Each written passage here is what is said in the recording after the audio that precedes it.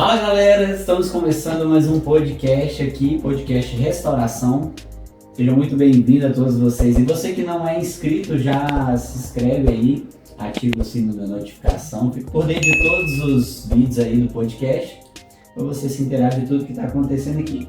Eu sou o pastor Elbert e você, filho meu? Sou eu, o Eudes. José. E hoje nós temos um convidado especial, pastor Marcos José. Mas antes eu gostaria de agradecer a equipe técnica, é o Washington e o Márcio, a equipe que trabalha aí com a gente. Pastor Marcos José de Matos, sejam muito bem-vindos ao podcast Restauração. Amém, muito obrigado, bom dia para todos, para quem vai nos ouvir à tarde, uma boa tarde, e para quem vai nos ouvir à noite, uma boa noite.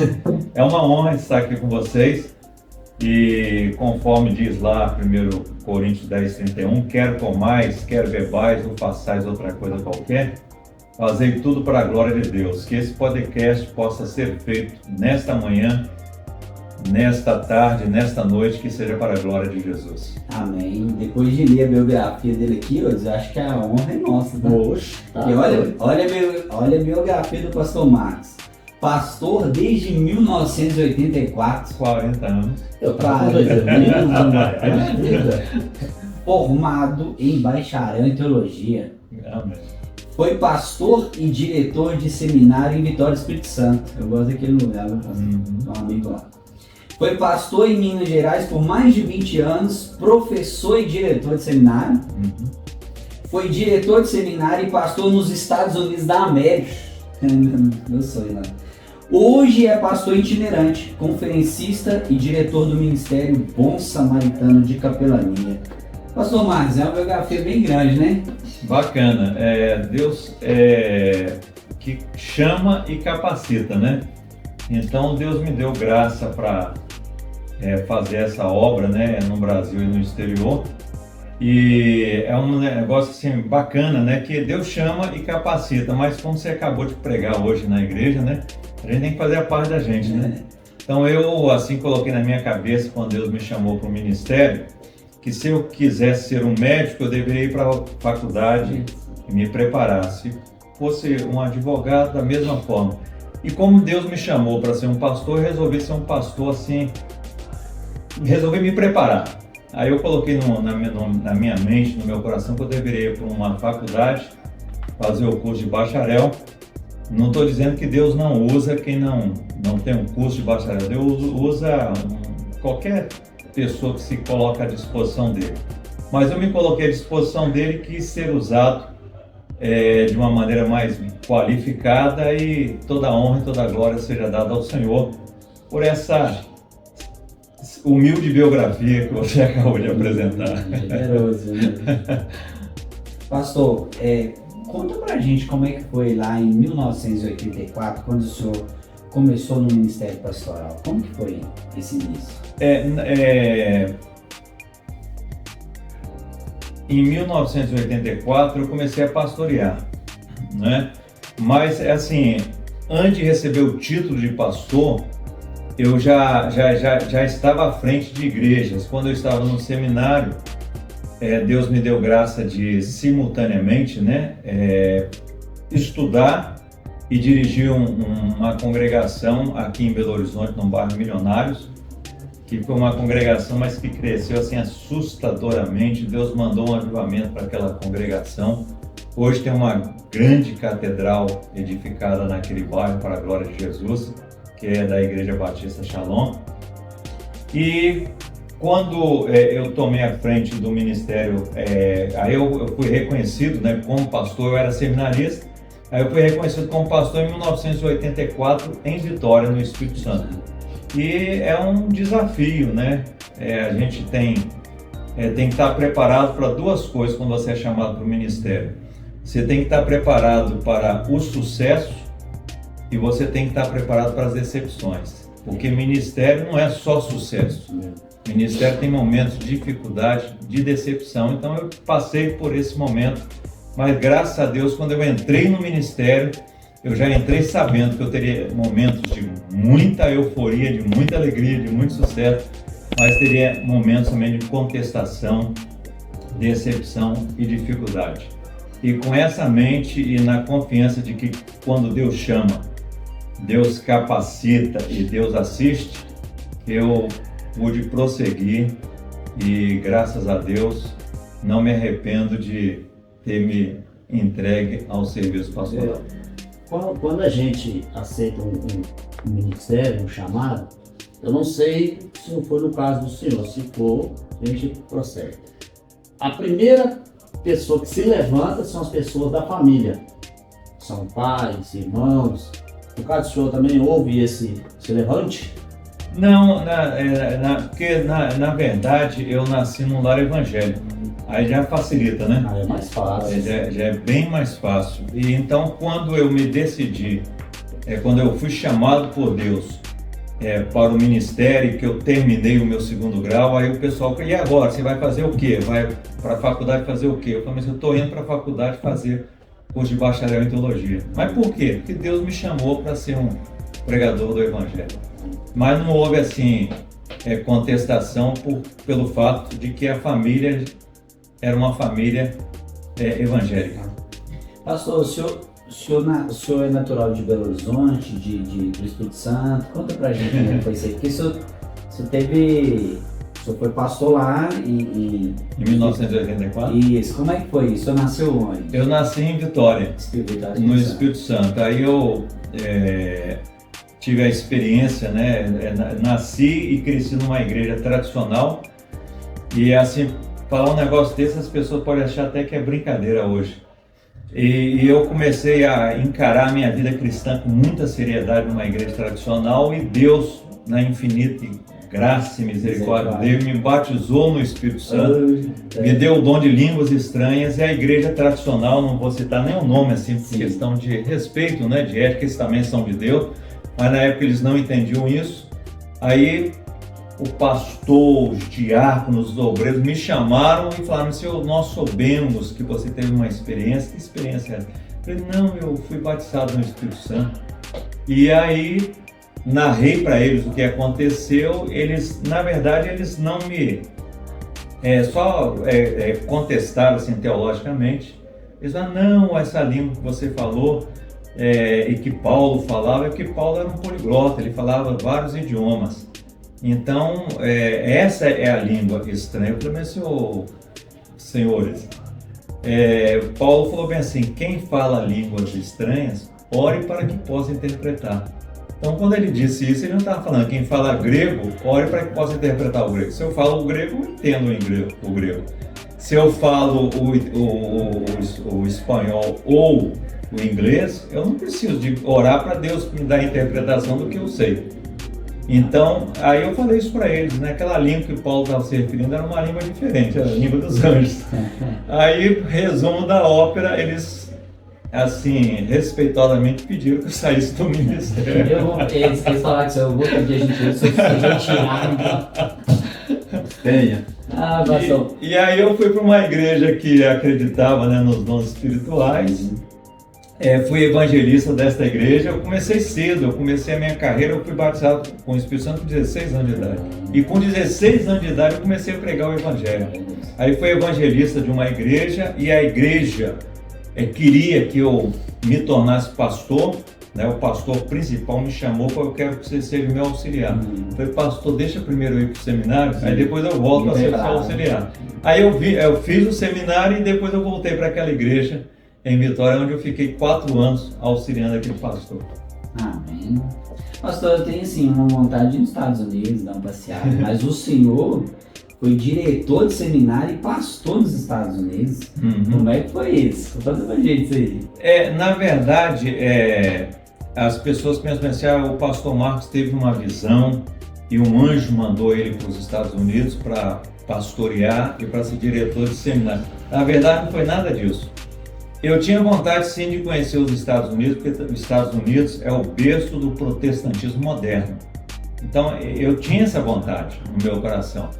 Mas quando eu fui aos Estados Unidos, eu fui por 2 vontades. Primeiro, para conhecer a nação. E segundo, eu fui com a intenção de trabalhar e ganhar dinheiro. Essa era a minha intenção, ir para os Estados Unidos, trabalhar, ganhar dinheiro, comprar um apartamento, uma casa aqui no Brasil. Na época, telefone, ninguém tinha telefone, eu tinha sonho de ir para lá. Carro também era uma dificuldade aqui muito grande. Então eu tinha vontade de ter essas coisas que todo mundo gostaria de ter. E aí eu fui para os Estados Unidos, e quando eu cheguei nos Estados Unidos, eu coloquei na minha cabeça que se eu ficasse fora de igreja, mesmo sendo pastor, eu iria esfriar espiritualmente. Então eu queria estar numa igreja para a chama do Espírito Santo estar acesa no meu coração, e eu não esfriar. Aí alguém me levou na casa de um pastor, que é o pastor Moisés, que mora em Canérica, né, no estado de Canérica. E lá na casa do pastor Moisés, ele me fez uma pergunta. Ele falou bem assim: pastor Marcos, o senhor é pastor, né? O papai também. Eu falei: sou. Eu falei assim, aí eu falei bem assim: eu dou 10 referências das igrejas que eu passo. Não precisa não. Mas eu só queria te fazer uma pergunta: o que te trouxe aqui nos Estados Unidos?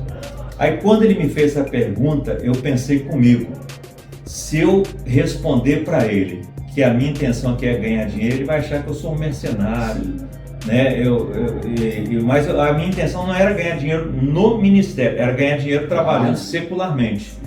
E aí eu falei, aí quando eu ia dar uma resposta para ele que não era verdadeira, o Espírito Santo me levou lá no livro de Provérbios, quando fala bem assim: o sincero salvar-se-á.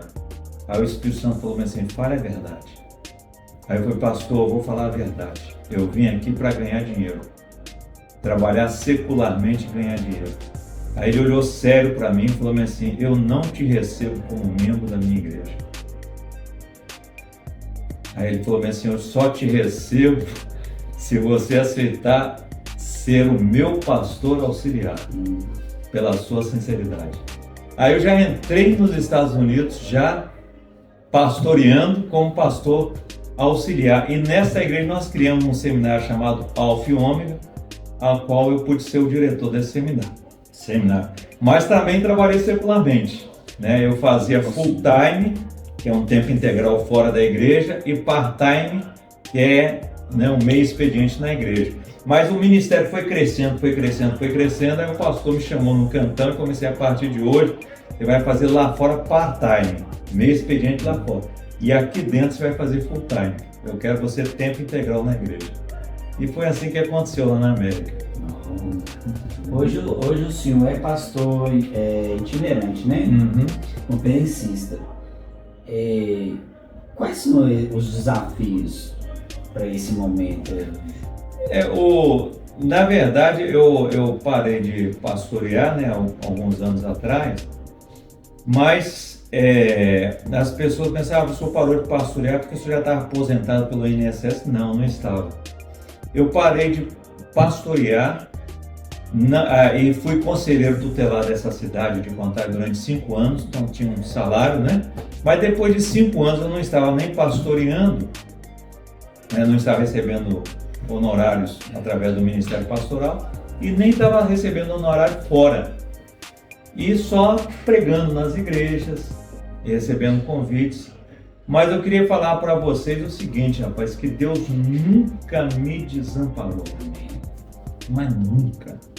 Eu poderia escrever um livro sobre, assim, a provisão de Deus, como está escrito lá no livro, né, de Reis, que Deus mandou corvos para ir lá e sustentar o profeta, levando, né, carne e pão todos os dias para o profeta. Eu quero falar para vocês que eu tive experiência de eu sair de casa para fazer caminhada, as lágrimas descendo, e eu falava assim: Senhor, eu preciso de tanto hoje e essa semana. E quando eu chegava da caminhada, tinha pessoas na porta do meu apartamento, lá de fora do prédio, falando assim: pastor, eu não quis entrar porque a sua esposa falou pelo interfone, o senhor não estava, mas Deus mandou vir aqui te entregar isso daqui. Me dava um pacote, sim. Aí eu peguei aquele pacote, entrei dentro da minha casa e falei com a minha esposa: aqui dentro desse pacote tem esse valor. Ela: como você sabe? Você já abriu? Eu falei: não, é porque eu pedi a Deus na casa. Quando eu abri e contei, era exatamente aquilo que a gente precisava. Inúmeras experiências. Deus chama Deus capacita, chama e Deus ampara. E ele Deus cuida é dos nosso seus, Deus. né? Pastor, todos os convidados agora do podcast, a gente pega a foto agora, coloca a biografia no Instagram e lança a caixinha de pergunta para as pessoas fazerem a pergunta que querem fazer para o senhor. E aí nós recebemos algumas perguntas do Instagram. E aí eu gostaria de passar para o senhor as perguntas. E a primeira delas é: qual livro que impactou a sua vida? Tirando a Bíblia Sagrada, que a gente sabe que é o manual do senhor aí, qual o livro que impactou a sua vida, que fez o senhor rever os seus conceitos e por quê? Essa pergunta foi feita da Ana Paula, Deus abençoe a Ana Paula, e fica aí para o senhor essa pergunta aí, senhor. Eu li muitos livros assim maravilhosos, né? Eu li já muitos livros. A Bíblia não se fala, a Bíblia é o nosso livro, né? Bíblia eu sempre li, de Gênesis e Apocalipse todos os anos. Então não sei quantas vezes eu já li a Bíblia. Mas um livro que me impactou quando eu ainda não era pastor, era jovem, foi o livro O Discípulo, escrito por um argentino. Eu não me fugiu o nome dele aqui agora, mas se vocês consultarem na internet, vocês vão encontrar lá O Discípulo. Esse livro aí o cara quebra com muitos tabus religiosos, muitas coisas que a gente carrega, que não é Bíblia, que é tradição. Então aquele livro ali me lapidou para me libertar bastante do espírito religioso, porque o espírito religioso, ele, em vez de nos levar para Deus, ele nos afasta de Deus e das pessoas. Então esse livro foi uma bênção na minha vida. Amém. Mais uma pergunta para o senhor aí: quais foram os principais desafios em pastorear e dirigir seminários nos Estados Unidos? Pergunta enviada pelo nosso irmão Márcio Paulo. É o seguinte, quando você está num outro país, tem a questão da língua, né? Então, quando eu cheguei nos Estados Unidos, eu não digo que eu domino o inglês, mas o que eu falava era muito menos do que eu falo hoje, né? Então, o primeiro desafio é o idioma, né?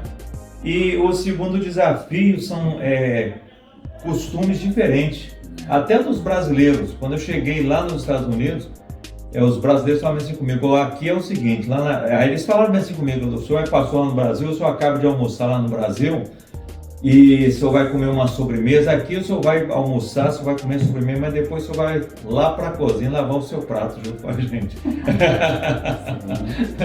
Então, a gente vai ter novos costumes, né, em outras nações. Então são desafios, né, para você que tem que se adaptar. Eu aconselho a quem quer ir para o exterior para fazer a obra de Deus, que procure dominar o idioma daquela nação. Isso é importante, você não ficar preso nas mãos de outras pessoas. E você conhecer os costumes locais, porque tem costumes locais que, se você não conhecer e você praticar alguma coisa que não faz parte dos costumes locais, aí você pode criar até um problema seríssimo das pessoas virarem até inimigos seus.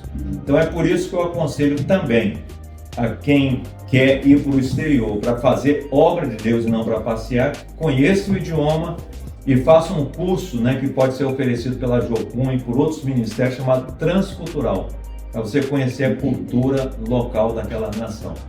Essa cultura é muito boa para os meninos de hoje aí, mais novo, né? Acabou de comer, pega o seu prato, vai lá. Rapaz, eu vou falar que você para a pessoa que essa cultura é muita oração. Passar isso para meus meninos, viu? Muito obrigado. Outra pergunta é: o que é capelania, né? Porque muita gente já ouviu falar dessa palavra, mas não sabe ainda o que é capelania. E como ela pode mudar a vida das pessoas? Na verdade, a capelania é uma instituição, né, com o objetivo de preparar pessoas para se tornarem capelães e capelãs, com a intenção de trabalhar no ministério em prol do ser humano, né? Então nós temos a capelania carcerária, que nós preparamos pessoas para irem nos presídios.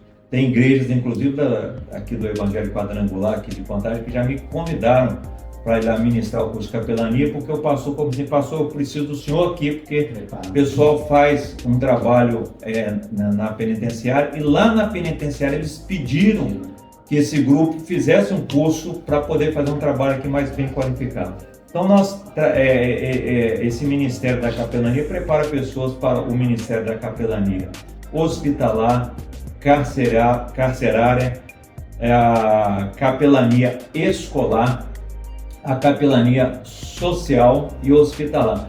E na capelania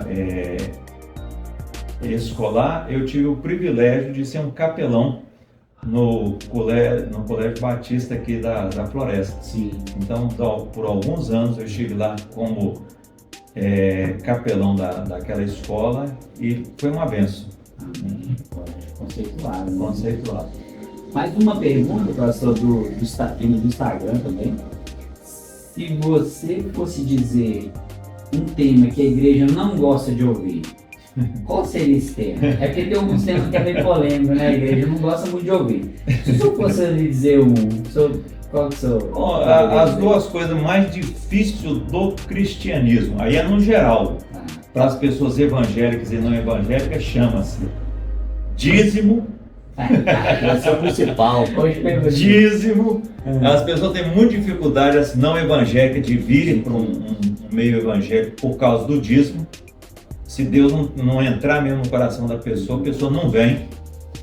E a segunda coisa, para evangélico e não evangélico, é um tema que as pessoas pensam que dominam, mas é muito difícil, chama-se perdão. Jesus falou bem assim: perdoai os nossos pecados, perdoai as nossas dívidas, assim como nós perdoamos aos nossos devedores. E quando Jesus acabou de ensinar a oração, que nós chamamos de oração do Pai Nosso, oração dominical, né, ele falou bem assim: porque se não perdoardes aos homens as suas ofensas, tampouco o vosso Pai Celestial vos perdoará. Então, para você ter o perdão de Deus, você tem que liberar perdão para as pessoas. E não é fácil. Falar em perdoar, eu te perdoo, é uma coisa, mas você perdoar verdadeiramente é outra coisa. Eu ministrei isso uma vez em Belo Horizonte para uma igreja, e aí quando eu estava falando sobre o perdão, aí eu falei assim: gente, é muito difícil perdoar, e estava dando a argumentação bíblica. Aí uma pessoa me interrompeu e falou assim: eu discordo de você. Que palavra difícil, rapaz. Nunca diga eu discordo, fala assim: eu penso diferente. Que a palavra eu discordo cria um abismo, uma divisão entre você e outra pessoa. Mas quando você fala assim, eu penso diferente, você vai pensar diferente, mas a divisão não foi formada. Que você está dizendo: eu respeito seu pensamento, mas eu penso desse jeito. Mas ele disse: não, eu discordo do Senhor. Perdão não é difícil, porque essa semana eu perdoei uma irmã minha que há 7 anos nós não conversávamos. Eu falei assim: irmão, de fato não é fácil perdoar mesmo, né, irmão? Você perdoou essa semana, né? Uma irmã que você não perdoava há 7 anos. Aí ele caiu em si: o senhor tem razão. Perdoar não é fácil, gente. Então é um tema difícil.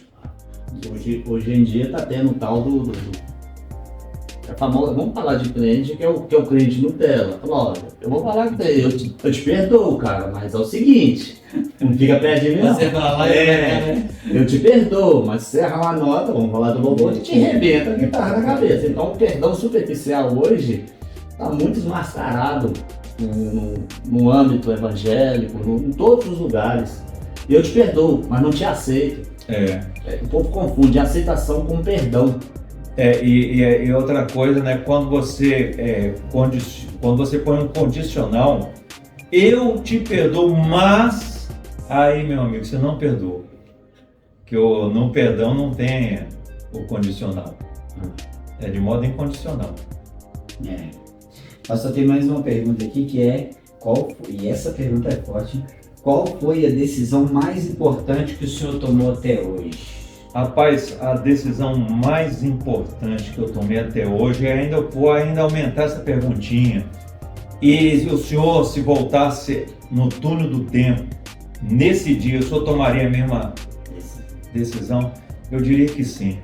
A decisão mais importante, porque eu falei aqui no início, né, do nosso bate-papo, que eu nasci em lar evangélico. mas nascer em lar evangélico não te garante você ser um cristão nem salvo. Eu nasci num lar evangélico, mas eu passei muito tempo com um pé na igreja e outro pé no mundo, e frequentando todos os domingos religiosamente a igreja. Mas a decisão mais importante aconteceu com 11 anos de idade.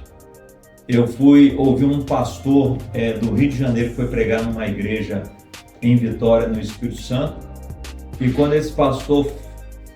E eu sentei no último banco, eu era muito encabulado, muito envergonhado. Eu não sei se vocês percebem também aqui, que eu sento também lá atrás. E eu estava lá no último banco e o pastor fez um apelo para que as pessoas que ainda não tivessem entregue o coração para Jesus fizessem aquela entrega. E naquela hora o Espírito Santo me convenceu, eu tinha 11 anos de idade, que eu nasci no lar evangélico, frequentava uma igreja, mas que eu estava perdido, não era salvo, e que eu precisava da salvação.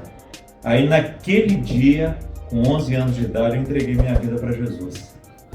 E poucos meses depois, eu procurei o pastor da minha igreja, porque essa decisão não foi na igreja que eu frequentava. Eu falei com o pastor da minha igreja, eu quero me batizar. Eu procurei ele e falei, eu quero me batizar, mas por quê? Porque eu entreguei minha vida para Jesus. E já está escrito, né? Quem crer e for batizado será salvo, quem não crer será condenado. Então a decisão mais importante que eu fiz, que não me arrependo, foi ter entregue a minha vida para o Senhor Jesus. E com 16 anos Deus me batizou no Espírito Santo, aí eu coloquei com firmeza os 2 pés no Evangelho e nunca mais me afastei do Senhor e nem do Evangelho. Não é? Graças a Deus, eu não tenho isso na minha biografia, nada contra, né? Eis isso, eis aquilo. Não. Nasci num lar evangélico, não caminhei com muita firmeza até os 11 anos. Com 11 anos eu entreguei a vida para Jesus, me firmei. Com 16 anos, quando fui batizado no Espírito Santo, tá aí mesmo, ninguém me segura mais. Até vendo essa enquete que o senhor fez aí, a respeito de ter nascido no meio evangélico, me veio uma questão assim, meio irônica, meio esquisita, a respeito de uma pessoa que nasce no meio evangélico e uma que nasce no mundo secular, igual eu, o pastor Elbert. Por que as pessoas de hoje em dia, os nascidos no berço evangélico, são piores por se doutrinar do que as pessoas que são seculares? Eles julgam muito a pessoa que se prostituiu antes, mas só que dentro da igreja é um demônio enrustido, é a pessoa que fica escondida. Você tem que ter mais medo da pessoa evangélica do que da pessoa secular. Rapaz, eu acho que a pessoa quando nasce num lar evangélico, num ambiente religioso, ele fica acostumado com aquilo. É muito ruim quando você fica acostumado. É por isso que casamento também, para dar certo, não pode ficar na rotina. Acostumei, é desse jeito, vai ser... Não, você tem que sempre criar alguma coisa, né, alguma novidade para que o casamento seja legal. E assim, eu acredito, é um pensamento meu, que muitos que crescem no berço evangélico acostumam com aquele ambiente e perdem até o temor de Deus. Né? E quando perde o temor de Deus, rapaz, o cara fica pior do que aqueles que estão lá fora que não tem Jesus. O temor de Deus é o princípio da sabedoria. Pastor Márcio é gostoso conversar com o Pastor Marcos, é gostoso conversar com ele vai conversando assim, dá vontade de tomar um café, meu, vou deixar ele ficar mais à vontade. Ele tem é o Espírito de Deus, né, pastor? Amém. Porque eu olho pro Senhor, eu sinto essa leveza. É gostoso conversar com o senhor. Mas o Wilson tem umas perguntas interessantes aí pro senhor também. Pega leve, tá, eu? É coisa básica, que são muita gente quer ter noção, mas tem vergonha e nem sabe como fazer. São 2 perguntas básicas que é voltada para a capelania na igreja. Qual que é o fundamento da capelania na igreja e qual a função de um capelão evangélico? Porque na verdade a capelania ela nasceu em 1700 na França. Né? O rei da França mandavam geralmente um líder religioso para o campo de batalha para dar assistência religiosa para os soldados. E aí ele tinha um acampamento, ele tinha uma tenda onde ele dormia, e aí essa tenda virou capela. Aí chamava de capela. Aí surgiu o termo capelania. Então, a capelania é para dar uma assistência religiosa às pessoas. E ela não quer dizer que, porque no meu curso de capelania, pessoas até não evangélicas, de outros credos religiosos, fazem o curso comigo. Porque existe, aqui no hospital evangélico mesmo, aqui de Contagem, nós temos 2 dias na semana um grupo de capelões evangélicos, que dá assistência para o hospital, e temos 2 dias que são grupos católicos e espíritas também que dão. Sim. Então a capelania, ela não é só voltada para o evangelho. Você se prepara, aí você sendo evangélico ou não, você vai prestar uma assistência religiosa para as pessoas. Hospitais, presídios, escolas, né? Hoje temos a capelania também empresarial. A capelania está assim, diversificando em vários segmentos da sociedade, porque o governo dos Estados Unidos, hoje você vai nos Estados Unidos, capelão é super respeitado nos Estados Unidos, e todos os hospitais têm capelães, e muitos remunerados pelo país, porque chegou-se à conclusão, o governo americano, que ter pessoas trabalhando como capelões nos hospitais vai dar um alívio para os cofres da nação. Por quê? Porque a presença de um capelão assistindo um enfermo, a recuperação dele já está provada estatisticamente que é muito mais rápida do que quem não tem uma assistência religiosa. Então, hoje em dia, eles fazem questão nos Estados Unidos de terem pessoas fazendo essa obra para poder agilizar o processo de cura das pessoas, porque hoje, todos que estão aqui presentes, né, não é só doenças físicas que acometem as pessoas. Tem muitas doenças que estão no físico, mas são doenças chamadas psicossomáticas, que é a mente que origina essas enfermidades no corpo. E você trabalhando com a mente das pessoas, com o espiritual das pessoas, com o psique das pessoas, corrige os erros de pensamento e automaticamente a cura se estampa no corpo das pessoas. Nesse âmbito aí, você pode colocar que a psicologia e a capelania pode trabalhar. Pode trabalhar de mãos dadas. Corpo e alma, né? Mãos dadas. Uhum. De acordo com o que você estava lá a respeito nos Estados Unidos, no Brasil, em 2006, tem até foi votado no Congresso Nacional um decreto, capítulo 1, de profissão capelão cristã. Artigo 1, é reconhecido a profissão capelão cristã. Parágrafo único, exercício de profissão capelão cristão é privativo dos profissionais formados, registrados de forma de lei. De acordo com esse decreto, a capelania no Brasil se tornou também uma profissão? Esse projeto é o projeto 6.817, né, de 2006. Na verdade, no Brasil as pessoas não sabem, mas é lei, é institucional, tem que ter na Marinha, no Exército, Marinha, Exército e Aeronáutica, tem que ter capelões. E como existe segmentos religiosos, tanto evangélico como não evangélico, nas Forças Armadas Brasileiras, então tem que ter capelões católicos e capelões evangélicos. Esses daí são remunerados. Eles têm que ter o curso, né? Tem que ter alguma coisa, eles têm que ter o bacharel em teologia, né? E tem que se submeter a uma prova, né?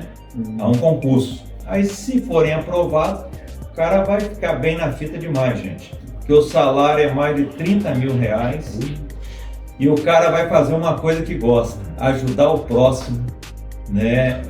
Nosso pai. Bom, o cara vai ficar aqui duas vezes, né? Útil ao agradável, né? Unir o útil ao agradável, você ganhando um salário acima de 30 mil e ajudando o próximo, rapaz. Vai enriquecer dos dois lados, tanto financeiramente quanto espiritualmente. E aqui em Belo Horizonte temos alguns hospitais também, né? E na Polícia Militar, pessoas que exercem a capelania remunerados. Foi até bom que aqui tem... Agora, nem todos os capelões são remunerados, né? Não, mas ele tem que fazer concurso para... Para as Forças Armadas, sim. Foi até bom daí tocar nesse assunto, que é o tema da nossa próxima pergunta. Quem que pode fazer o curso de capelania? Qual o tipo de pessoas que pode fazer esse curso? São pessoas que tem que ter assim, pessoas que no popular, que amem a Deus e que amem ao próximo. Se você ama a Deus e ama o próximo, você está preparado sim para fazer o curso de capelania. Porque capelania é isso, é o amor colocado em prática. Agora, a última pergunta, para encerrar, tem uma pergunta aqui que todos nós temos os direitos e deveres. Quais são os direitos de um capelão? O capelão é um ministro religioso autorizado para prestar assistência e a realizar cultos em comunidades religiosas, conventos, colégios, universidades, hospitais, presídios, corporações militares e outras organizações ou corporações que geralmente é oficiado por um padre ou por um pastor ou até mesmo por um espírita ou por um líder religioso de uma outra segmento. Se eu não sou um pastor, eu posso fazer esse capelania tendo esses direitos aí? Com certeza pode. Agora eu vou passar para o pastor Elbert para dar o nosso feedback. Desde já eu agradeço. Eu agradeço demais também assim, o carinho de vocês, né? De me convidarem para estar aqui. Aí hoje eu até brinquei com um dos nossos amigos, né? Quando a primeira pessoa que esteve lá foi a pastora eu. Estou sendo o segundo. E é por isso que ainda não acabou, pastor Marcos, porque agora nós temos o bate-pronto. O que é o bate-pronto? Eu vou falar uma palavra, né, um tema, vou mandar para o senhor vai me responder a primeira coisa que vier na cabeça do senhor. Amém. Então eu vou mandar uma palavra, o senhor responde, vou mandar outra palavra, o senhor responde. Esse é o bate-pronto, é o quadro bate-pronto do podcast Restauração. Então tá preparado? Vamos lá, graças a Deus. Hein? Pode ir? Pode. Pastorear. Dura coisa pediste. Disse Elias para Eliseu, quando Eliseu falou assim: eu quero porção dobrada do teu espírito, Elias. Aí Elias olhou assim para ele e falou assim: você está querendo ministério. Dura coisa você me pediu. Fé. É essencial. Sem fé é impossível agradar a Deus. Família. Família é projeto de Deus. Deus acima de todas as coisas e depois, primeiro Deus, depois família. Amor. Amor é a essência do cristianismo. Congregar. Muito importante. Hebreus capítulo 10 diz bem assim: não deixei as vossas congregações como é costume de muitos. Quando eu fui para os Estados Unidos, eu falei para vocês, fui para trabalhar e ganhar dinheiro, mas procurei o quê? Uma igreja para congregar, para que a chama de Deus dentro de mim pudesse estar sempre acesa. Capelania. Capelania é um ministério de amor. Jesus é tudo, né? Jesus é tudo, é o caminho, a verdade e a vida.